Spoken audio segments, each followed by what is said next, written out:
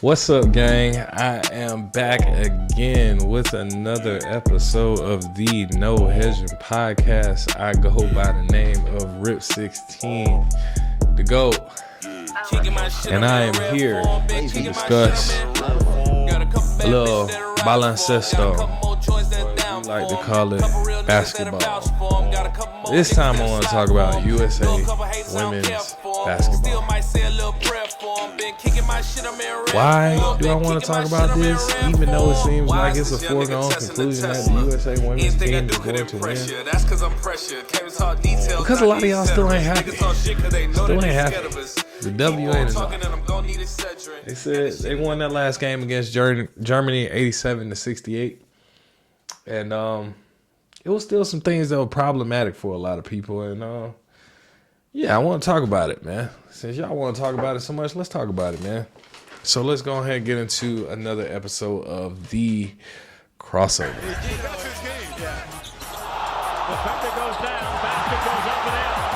All right, man. All right. So what we got here, one of the budding topics of this USA women's basketball run that they've been on has been the fact that some of the players aren't really contributing what they think they should contribute, and people are still bringing up Caitlin Clark into the conversation. Now, they have some valid points. I'll give them that.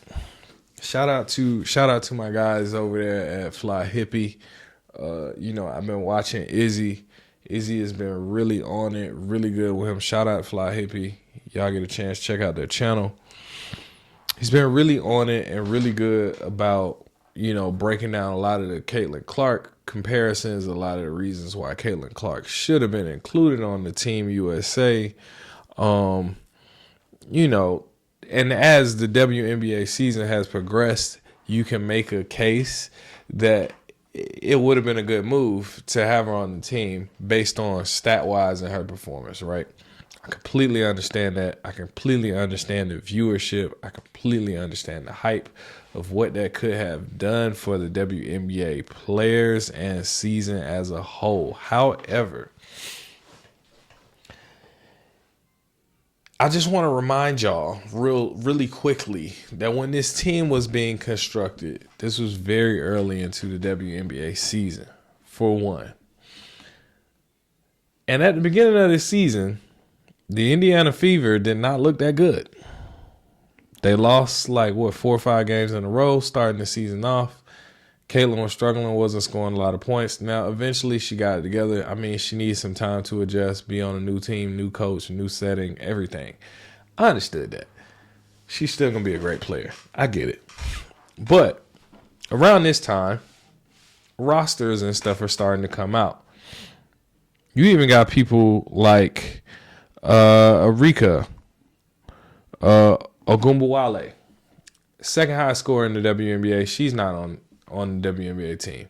She came out a couple weeks ago basically saying that, it's politics to this thing, and that's why she pulled herself out of the list of players some months ago.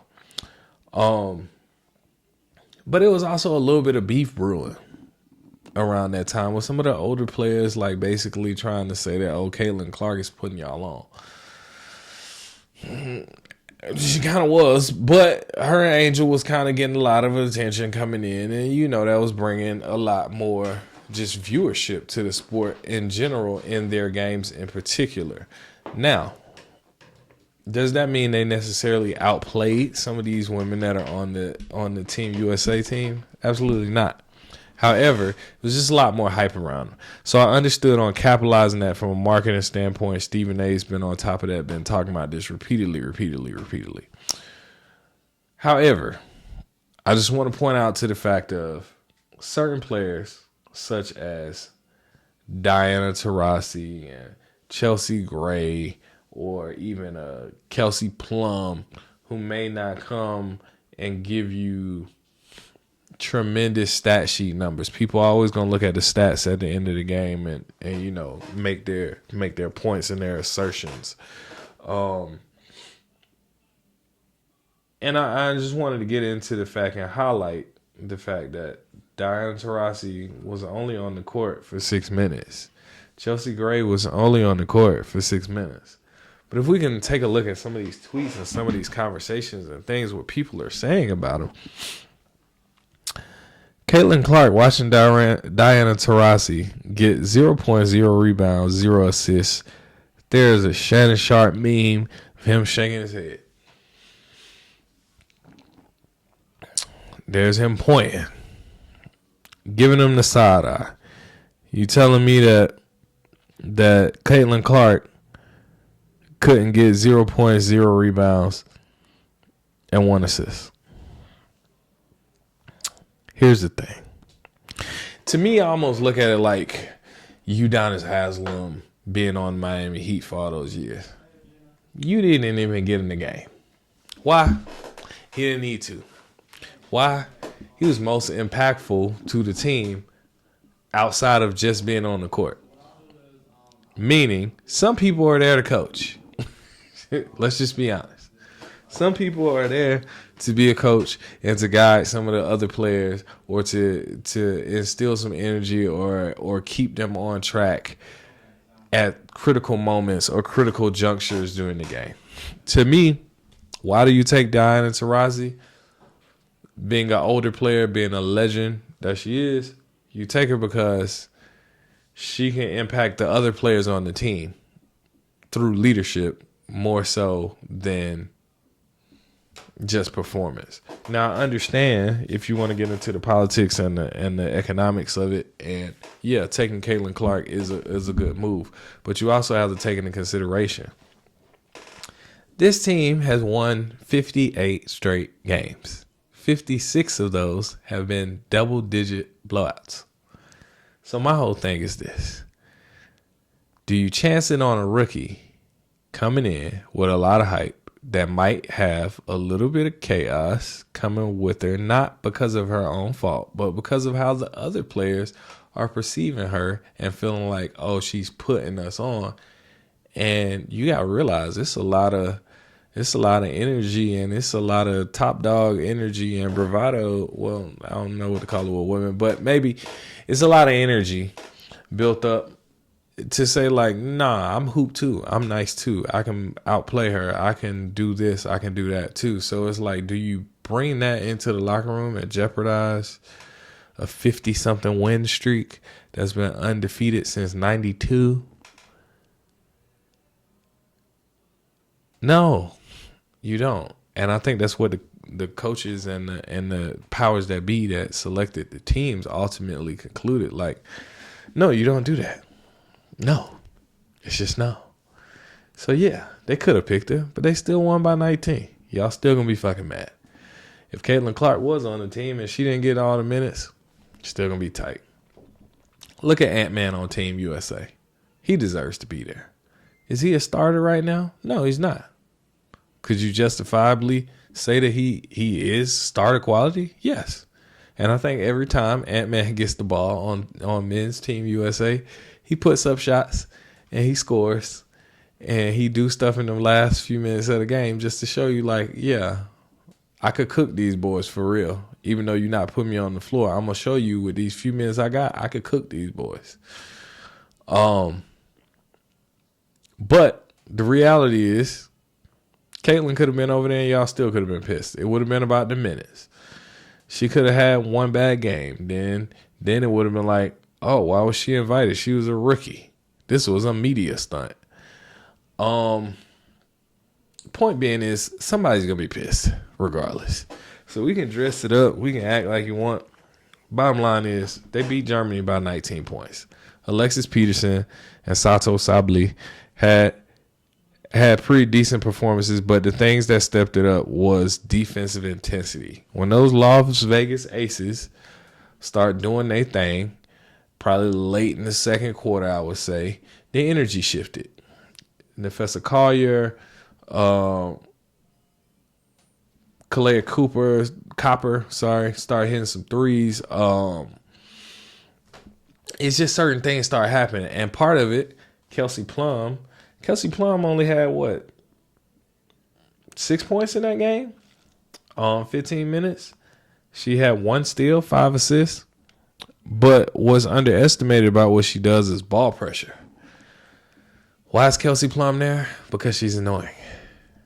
Defensively. She's going to be all over the ball handler. She's going to be right there with you the whole game. It's like swatting a fly out of your face like all day. It gets annoying. It gets tiring. It puts pressure on it. She's a basketball version of that. She is going to put a lot of pressure on the defense. She's going to be in their face. She's going to be annoying. It's going to be hard to adjust to that and get into a rhythm when you constantly have to deal with somebody bumping into you, constantly reaching at the ball, constantly doing this. Not even getting the steal, just being there, like constantly. And I think when Jackie Young is on fire, basically in that game, hitting threes, hitting buzzer beaters. Kelsey Plum is pushing the pace. A'ja Wilson starting to step it up, getting some timely rebounds. Nafessa Collier getting some offensive rebounds. These different things. Why do you need Diana Taurasi and Chelsea Gray in the game? Why would you even need Caitlin Clark in that game if it was on the flip side, if she was on the team? I would have kept Kelsey Plum, Jackie Young, Brittany Griner, Sabrina Ionescu, Nafessa Collier rotating in, A'ja Wilson, of course, keep her on the floor. Breanna Stewart. I would have kept all those people in the game, honestly, even if Caitlin Clark was on the team. But it was for the reason of it was the defensive pressure that needed to slow down Germany, because Germany was putting up a fight, especially with Satu and Alexis Peterson. They were fighting back.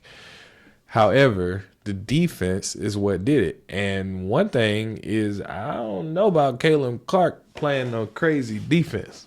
Like, she can score, she can assist. She's a very polished offensive player. She can shoot. She can do a lot of things well. Just as a basketball player, she's the dog. I get it. However, defensive prowess matters, especially going against certain competition level and you trying to protect a win streak that is ridiculous. It's a 2-decade win streak. They want these ladies to get on that court and play together. They want them to play as a team. They want them to feel like they're a cohesive unit.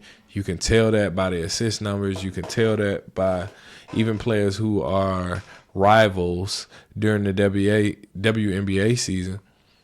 When they get on the court together, you can't tell. You can't tell. They get out there and they play with a lot of chemistry. They play very cohesive, and that impacts the overall flow of the game, and I think it impacts outcomes. Now, do I think either way it goes, Caitlin Clark, Diana Taurasi, Chelsea Gray, Arike, it don't matter. They was going to win. The competition level is not high enough for them to really lose. However, the point margins might be a little bit different. You can make your argument about that, but make no mistake about it.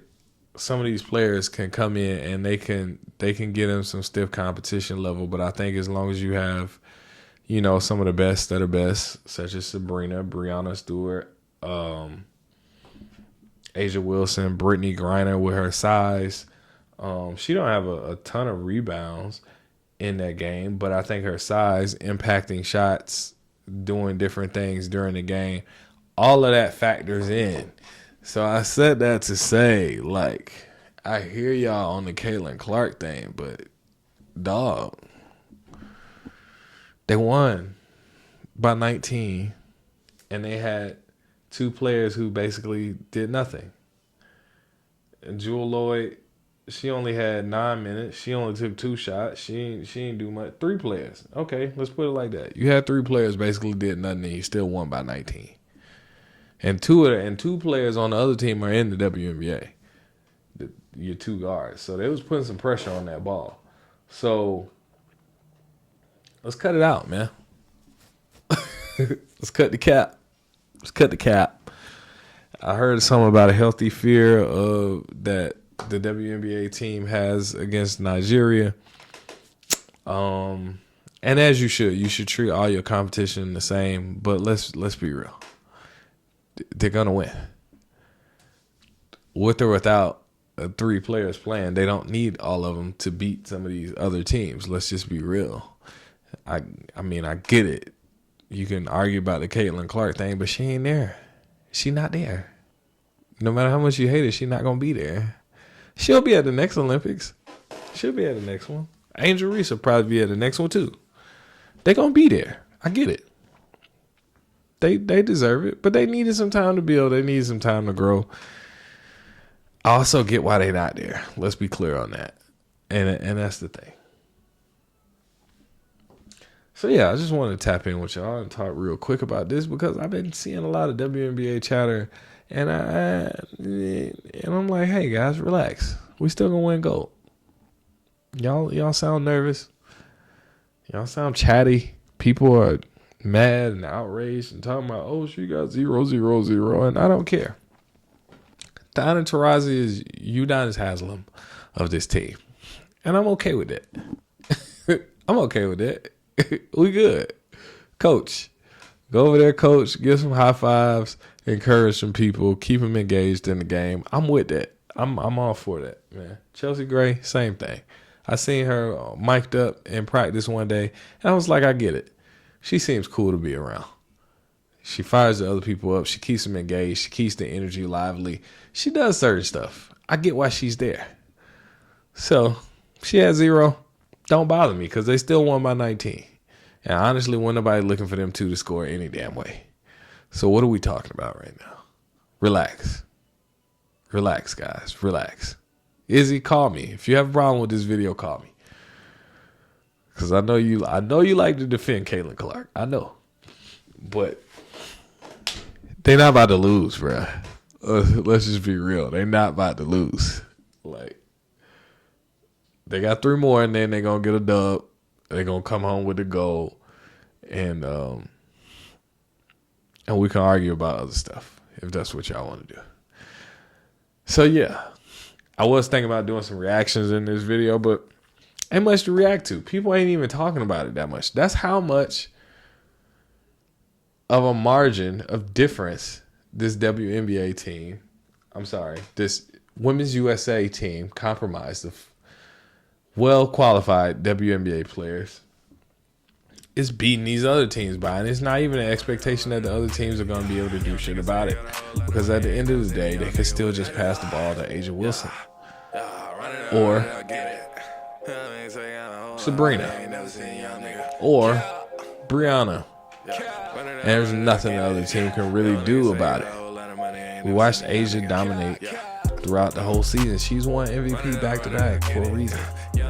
There's 3 Las Vegas Aces on this team, and they've won the WNBA title back-to-back seasons. Could be on their way to a 3rd. The way they played against Germany, the way they turned up, the way their defensive pressure hit, I could see it. And that's all I'm saying, man. Y'all make sure y'all like, share, comment, subscribe. Stay tuned in with the game. We're going to be back for football season real soon, but I got to keep talking about what's going on with Team USA while we got real good at basketball action that I can hold on to because I love it here. My name is Rip16 to go. Y'all like, share, comment, subscribe. Give me y'all thoughts. Share with me. Share. Do you still feel pissed that Caitlin Clark's not on there? Tell me. I'm okay with you talking. Talk to me. I'll talk back. Izzy hit my line, man. We need to collab and talk about this, man.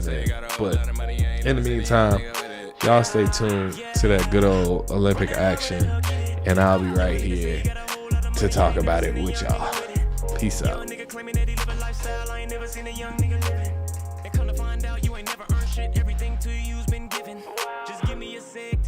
Check, I got the success and get my respect. Don't sit